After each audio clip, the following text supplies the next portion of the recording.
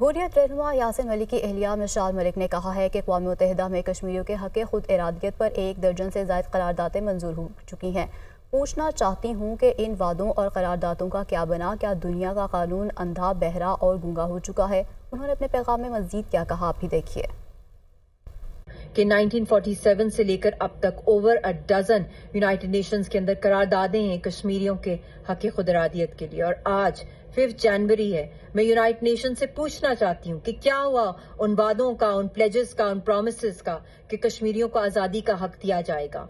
और जो दुनिया का कानून है, क्या वो अंधा, गूंगा, बहरा हो गया है? क्या उसको नजर नहीं आ रहा है कि कश्मीरियों के खून की नदियां बह रही हैं? 77 ईयर से कश्मीरियों पे जेनोसाइड हो रहा है, वॉर क्राइम्स और एथनिक क्लेंजिंग हिंदुस्तान कर रहा है। क्या कश्मीरी सिर्फ इसलिए पैदा हुए हैं कि उनके शोहदा को हम दफनाते रहें, अपने लाखों शोहदा को?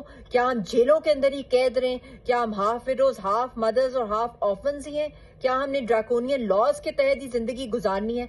क्या हमें एक आम इंसान की तरह जीने का कोई हक नहीं है? क्या दुनिया ने, यूनाइटेड नेशंस ने फैसला कर लिया है कि हिंदुस्तान की हर धर्मी के सामने उन्होंने घुटने टेक दिए?